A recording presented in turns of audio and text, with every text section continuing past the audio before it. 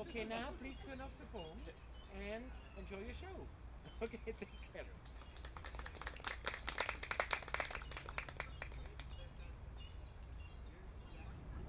Hi. Hi.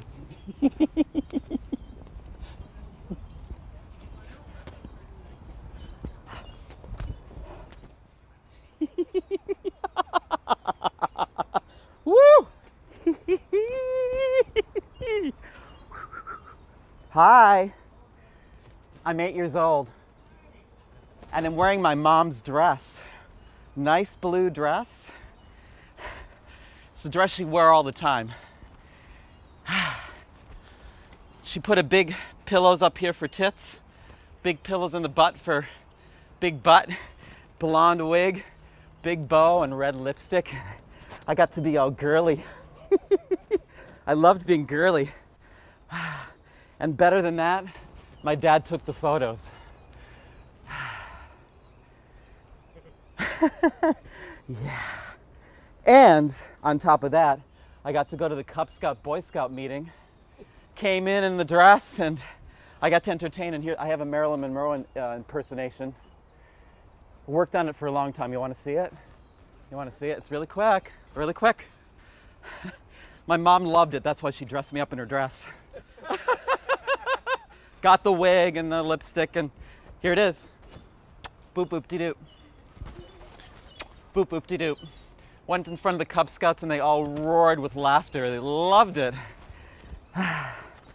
And Dad took those photos. You know, he used to have this camera where he looked down into it and everything was upside down, and then you get the photographs and everything was right side up. It was kind of funny.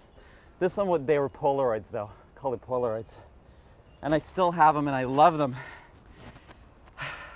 And I miss my dad. I miss him a lot.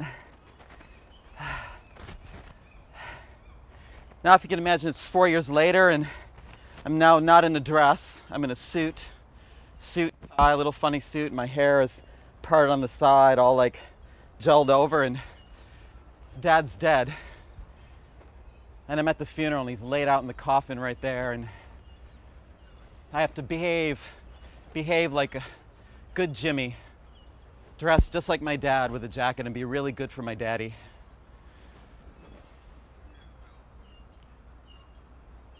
A lot of people are saying they did a really good job, and I'm standing there with my brothers and my sister and my mom, and people are coming one after the other, crying and breaking down. You know, it was really creepy. Some people would go up to the body and they would kiss the body, and I thought, it's really creepy. Funny thing was, I'd been to the same funeral home so many times before this, great-grandmother, grandmother, friend, neighbor, that by the time I got here, it was just another body in the coffin, except this time it was Dad. Same music, same flowers, same people, same smell, same everything, just same thing all over again. The routine, machine-like routine. Standing here, people come, people go, boom, gone. And I remember coming back from one of those funerals and the city's going by. I'm in the back seat and Dad's smoking, of course. And city's going by and I'm looking out, and my dad says, "Jimmy," and I said, "What?" He goes, "Life goes on." I'm like, "Yeah, Dad, life goes on."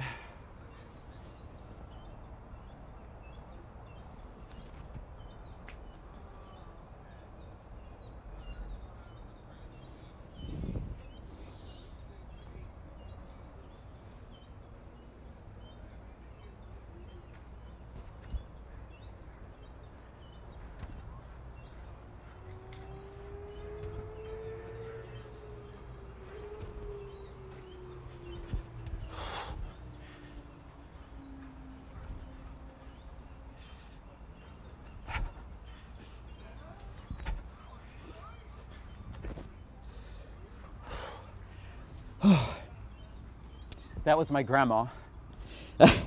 She had been in a car accident. My grandpa was driving and they got hit in the back and she went right through the windshield. She lost an eye, and when I knew her, I'd go over to the house every Sunday and on holidays, and she had a walker, and then her hip was so swollen that her foot would barely touch the ground, and she had to hop to the toilet, kitchen, or the bed over here was all on the same floor. And sometimes she wouldn't make it, and it really stank in there. But I really loved her. She was a really great storyteller, and she was really funny. She had this one story where she was a detective on the bus, and someone came by to inject her to kill her because they knew she was a detective, and they got the person next to her and they died. And we thought probably she got it mixed up with the book she read, but we didn't care because it was grandma, right? The upside of all this was she was the last in all the funerals I had to go to, thank God. And she spent 10 years, she never left the house, and she had this habit of, she liked articles. She liked reading the newspaper, so she'd cut out articles, put them in paper bags, and those paper bags would fill up. And then year after year, those paper bags would go on the stairway, one after the other, all the way up the stairs. And after she died, just like these full trees here, the bedrooms were just full of all this crap from years of just throwing stuff up there.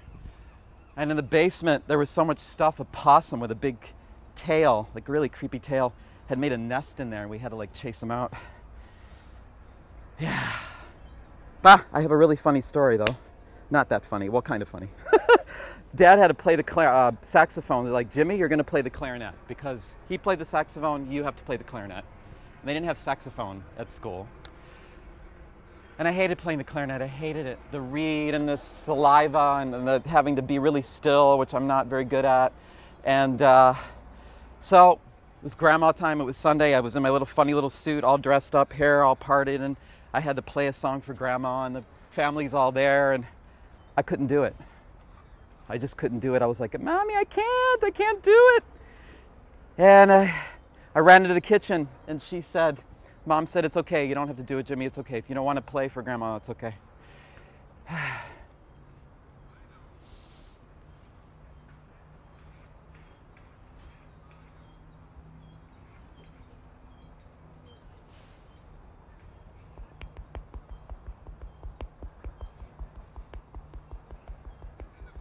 I'm in spelling class. They shoved me in the corner for moving around and disturbing the class, and usually they put me outside the classroom or in detention or in the cloakroom or somewhere. And this teacher, spelling teacher, thought it'd be really great. Stick Jimmy in the corner, he'll behave. I always behaved at the funerals, but in the classroom, no, never. So I'm in the corner.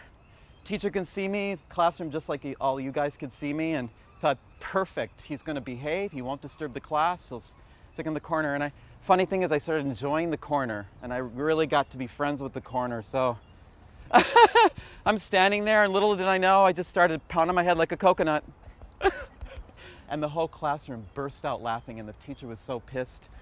He gave me the best punishment ever, and I still have it, and I'm still upset because I had B's in spelling. I really liked words, I really liked spelling, and he gave me a D for the final mark with a red line underneath it, and I always thought, disturbing, disturbance, disturb, dumb. And my mother argued with him, and he wouldn't change the grade. So it's pretty good. He was pretty good on him. Yeah. But you know, mostly I liked school, even I enjoyed the punishments, so it was okay. And the school was like right over there, and I could walk back and forth to school all by myself. And we had a brick street, a beautiful old brick street right there. And right across that brick street was my great-grandma's yard. And it was like a secret garden. It was all dark, and she had every kind of fruit you can imagine. She had peach trees and apple trees and pear trees, and she had every berry you can imagine. And she also had this beautiful fish pond, and there was this painted wood fisherman, had a little fishing pole that came down, and he would stand there, and people would drive by and slow down just to look at the yard. It's a real special place. Just where that tree is standing over there was a big cherry tree on the side of the house, and in the summer the cherries would be so full of branches coming down. We'd pick cherries, and my mother would make these big cherry pies from scratch, and we'd have it with vanilla ice cream. It was so delicious. And one year, in that tree, I think my great-grandma planted it, it died. And right after that, she died, and I went to the funeral home again. It was like another one, person there, person gone, go to the funeral home, was really routine. Right across the brick street, 2 plum trees, right here they are. Italian neighborhood, he was so proud of them. He had grafted a whole bunch of plums on one tree, and there were red plums and purple plums and green plums and all different kinds of plums. And in the back, right there, was one of the best vegetable gardens in the neighborhood. He was so proud of his work. And right after he died, daughter had the trees cut down, garden ripped out, just made into a big lawn, and I went to the funeral. Same thing, I went back to my great-grandmother's years ago, and it was just a big lawn and a chain link fence, and all that memory, all their memory and all their work was just erased. But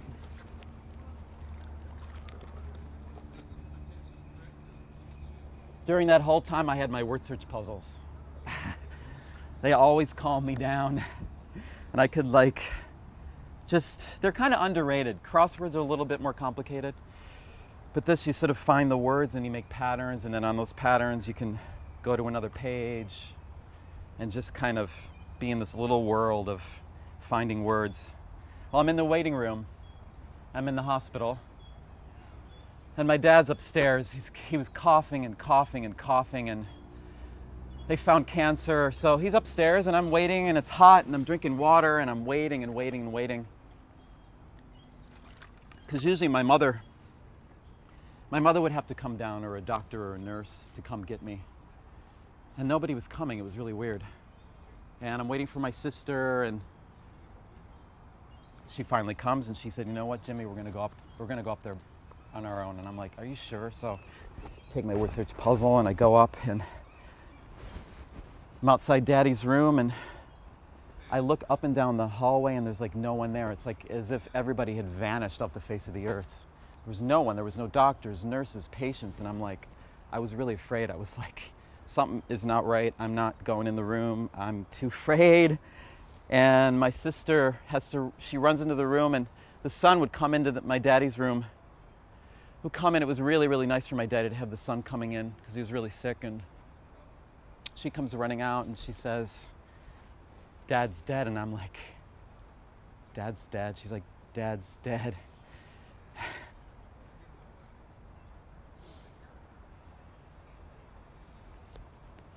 And I'm on another floor. I'm in a chapel, and my mom's patting my head, and priest is speaking. No more dad and no more nothing.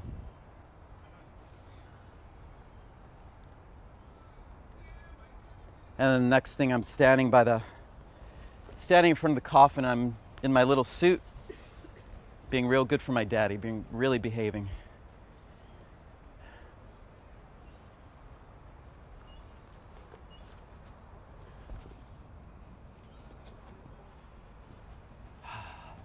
Well, it's 1 year later, and I'm 13. A lot of changes had happened. My mom, because Dad was the driver, right? He was the designated driver. He did all the driving and everything, and she had to learn how to drive, and we're like, no way is Mom going to learn how to drive. There's no way, right? So I remember her driving up the driveway, and she hit a bunch of garbage cans and knocked them over, like, oh, haha, Mom's never going to learn how to drive. There's no way. And she learned how to drive. And she also wanted a new house. She always wanted a new house. Always wanted a new house in a better neighborhood. She wanted me to go to a better school and have a better life. And she did. She found a house. Great house. And we had a better life, and I went to a better school. And the best thing about the new house, we redecorated it and washed it and of course it was the 70s, so all the hardwood floors were covered with shag carpeting. Yay! And I finally got my own very friggin' room. I got my own room, and I got to pick out the bed and the dresser and the desk, and I went for brown and gold. So I had brown and gold curtains, bedspread, carpeting, cork wall, wallpaper. Yeah, and my favorite part was the carpeting, because I could just lay on it like it was grass, and I could shut the door and it was safe. I could do whatever I wanted in there. It was my brown and gold room, my own brown and gold room. I loved it. In that year, I didn't go to summer camp. Mom's like, do whatever you want. If you want to stay in your room, do whatever you want. I'm like, great. I'll just stay here in my brown and gold room and lay on my carpet. It's great. And I did a lot of artwork then too, and my mother put up a lot of my artwork, and she loved everything I did. And I made this jacket for her, and I think she's going to like it.